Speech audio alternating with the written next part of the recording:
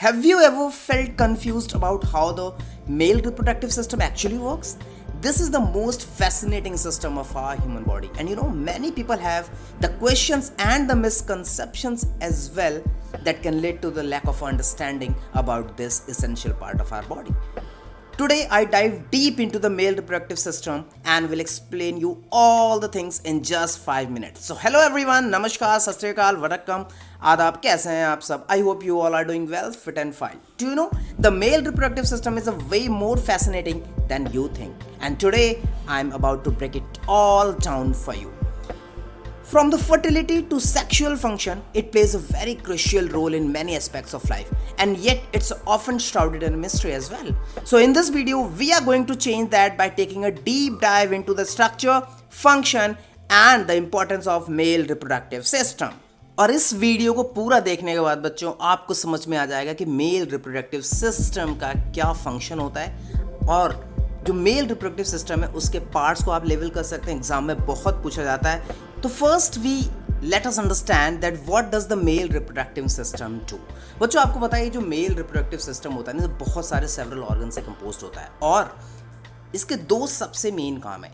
एक तो ये स्पर्म्स को रिलीज करता है, यानी जो मेल गैमीट्स होते हैं उनको रिलीज करता है, और ये साथ साथ जो है हार्मोन्स यानी जो सेक्सुअल हार्मोन्स हैं उसको भी, मेल सेक्सुअल हार्मोन को क्या करता है, ये रिलीज करता है. आपको पता है स्पर्म सेल का क्या इंपॉर्टेंस है वो हम आगे देखेंगे, बट आपको पता है ये क्या करता है, एग सेल को फर्टाइल करता है, उसको फर्टिलाइज करता है, ठीक है. और जो हार्मोन्स होता है, ठीक है, वो रिस्पॉन्सिबल होता है जो एडल्ट मेल कैरेक्टरिस्टिक्स है, जिसको हम सेकेंडरी सेक्सुअल कैरेक्टरिस्टिक्स भी बोलते हैं, उसके डेवलपमेंट में ये इंपॉर्टेंट होता है. तो सबसे पहले समझते हैं कि जो एक्सटर्नल पार्ट्स हैं, है ना, उनके फंक्शंस जो हमारे मेल रिप्रोडक्टिव सिस्टम के. So the external parts and the function of male reproductive system वो क्या क्या है, पहले हम इनको समझते हैं. सबसे पहले बात करते हैं पीनस की. देखो पीनस क्या है ना बच्चों, ये एक थिक मस्कुलर ऑर्गन होता है which is just located above the scrotum. Scrotum के बारे में अभी हम आगे बात करने वाले हैं, ठीक है, and in just front of the testis. Actually क्या होता है ना बच्चों, इसके ऊपर ना एक स्किन भी होते हैं, लेयर ऑफ स्किन होती है, इसको हम लोग फोर स्किन बोलते हैं. इसके बेसिकली दो तीन बहुत इंपॉर्टेंट फंक्शन है. सबसे पहला इंपॉर्टेंट फंक्शन ये है urination. Yes, the penis allows the urine to pass from the bladder to the urethral opening. तो ये यूरिन को पास करने में सबसे ज़्यादा हेल्प करता है. सेकंड जो सबसे मोस्ट इंपॉर्टेंट जो इसका फंक्शन है वो है सेक्सुअल इंटरकोर्स. यस बच्चों, the penis is the copulatory organ in the male mammals, and this is responsible for the sexual intercourse as well. So when a person experiences the arousal, this penis fills with the blood causing the erection, and this rigidity of an erection enable a person to penetrate a partner, and in this way it can ejaculate the sperms, and the sperms are the male gametes.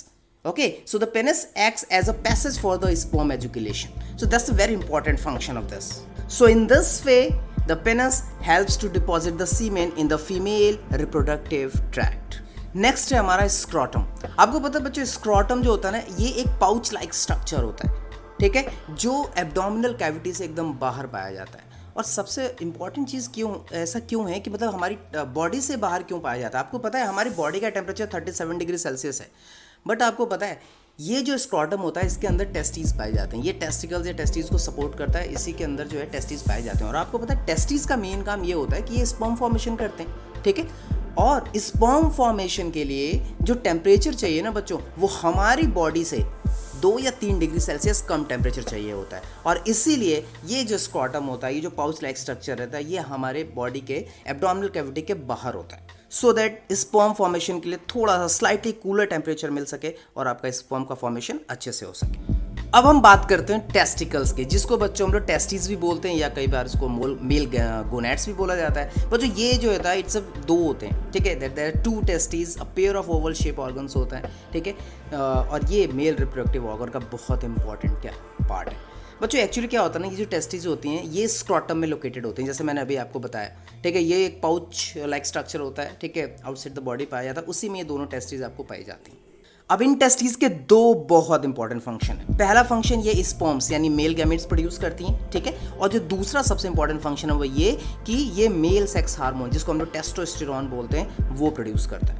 आपको पता है sperm का काम क्या है. Sperm क्या करता है, आपके जो है जो फीमेल गैमीट होते हैं उसको जाकर फर्टिलाइज करता है, ठीक है. बट जो मेल सेक्स हार्मोन है इसका इंपॉर्टेंट काम ये है कि ये हमारी बॉडी में, ठीक है, जो सेकेंडरी सेक्सुअल कैरेक्टरिस्टिक है उनको डेवलप करने में बहुत हेल्प करता है. है ना, यानी जो मेल डेवलपमेंट्स होते हैं, जैसे मैचुरेशन, जैसे muscle development, voice deepening, body hair growth, मतलब जो प्यूबर्टी के टाइम पे जो भी जो सेकेंडरी सेक्सुअल कैरेक्टर उनके डेवलपमेंट में आपका जो मेल सेक्स हार्मोन है उसका बहुत इंपॉर्टेंट रोल है। और ये देखिए, ये आपके सामने जो है टेस्टीज जो स्पर्म प्रोड्यूस करती हैं, यानी जो हमारा जो मेल गैमेट है उसका स्ट्रक्चर आपको दिखाई दे रहा होगा। एक्चुअली में जो स्पर्म होते हैं ना बच्चों, उनका स्ट्रक्चर कुछ इस तरीके से दिखता है और ये इनके 3 बेसिक पार्ट्स होते हैं। पहला आपका जो इस हेड दिखाई दे रहा होगा, है ना, वो ओवल शेप का हेड होता है जिसमें न्यूक्लियस या आपका डीएनए होता है। जो मिडिल पीस है यानी जो नेक होता है उसमें माइटोकॉन्ड्रिया, और जो लास्ट में जो वेवी टेल लाइक स्ट्रक्चर होता है ये आपको क्या करता है, स्विम करने में हेल्प करता है। तो बच्चों ये तो बात हो गई external parts and the function of the male reproductive system. अब हम बात करने वाले हैं इंटरनल पार्ट्स और फंक्शंस मेल रिप्रोडक्टिव सिस्टम के। सबसे पहले बात करते हैं एपिडिडाइमिस के। बच्चों एपिडिडाइमिस जो होता है ना, ये एक coiled narrow tube like structure होता है जो बैक ऑफ द टेस्टिकल पे क्या होता है, अटैच होता है। एक्चुअली बच्चों इसका सबसे इंपॉर्टेंट फंक्शन ये है ना कि ये जो स्पर्म, जो टेस्टीज जो स्पर्म रिलीज कर रहे हैं ना, जो स्पर्म सेल्स रिलीज हो रहे हैं, ठीक है, वो उनको इमेच्योर होते हैं वो स्पर्म सेल, और उनको ये टेम्पोरेरीली स्टोर करता है ना, रिलीज करने से पहले। यानी एपिडेर्मिस का बच्चों फंक्शन ये है कि ये इमेच्योर स्पर्म सेल्स को यहाँ पे क्या करता है, स्टोर करता है जब तक वो मैच्योर नहीं हो जाते। अब हम बात करते हैं वास डिफरेंस की। बच्चों वास डिफरेंस एक लॉन्ग मस्कुलर ट्यूब होती है, और एक्चुअली में ये क्या होता है ना, ये जो क्या होता है ना, एक पैसेज होता है स्पर्म सेल्स के लिए। जो स्पर्म सेल आपके टेस्टिस से रिलीज हो रहे हैं ना, वो इसी पैसेज के थ्रू, इसी वास डिफरेंस के थ्रू वो क्या करते हैं, ट्रेवल करते हैं, ठीक है। और एक्चुअल में वास डिफरेंस क्या करता है, टेस्टिस को सेमिनल वेसिकल और यूरेथ्रा से कनेक्ट भी करता है। अब बात करते हैं कुछ इंपॉर्टेंट ग्लैंड्स के जो मेल रिप्रोडक्टिव पार्ट्स में पाए जाते हैं, जिससे सबसे पहले सेमिनल वेसिकल। बच्चों सेमिनल वेसिकल एक sac like, pouch like structure होता है, ठीक है, जो वास डिफरेंस से अटैच होता है। और ये क्या करता है, ये शुगर रिच फ्लूइड प्रोड्यूस करता है। इससे होता है क्या ना, जो आपकी स्पर्म्स होते हैं ना, ठीक है, उनको एनर्जी प्रोवाइड होती है और ये उनके हेल्प करता है उनके मोटिलिटी में या उनको मूव करने में। नेक्स्ट जो ग्लैंड है वो है काउपर्स ग्लैंड। बच्चों इसको हम लोग बल्बो यूरेथ्रल ग्लैंड भी बोलते हैं, ठीक है। ये पी साइज ऑर्गन होता है जो जस्ट प्रोस्टेट ग्लैंड के नीचे पाया जाता है, और इसका मेन फंक्शन क्या होता है, ये एक ऐसा फ्लूइड रिलीज करता है, ठीक है, जो न्यूट्रलाइज करता है जो यूरिन होता है ना यूरेथ्रा में, उसके एसिडिक नेचर को ये क्या करता है, न्यूट्रलाइज करता है।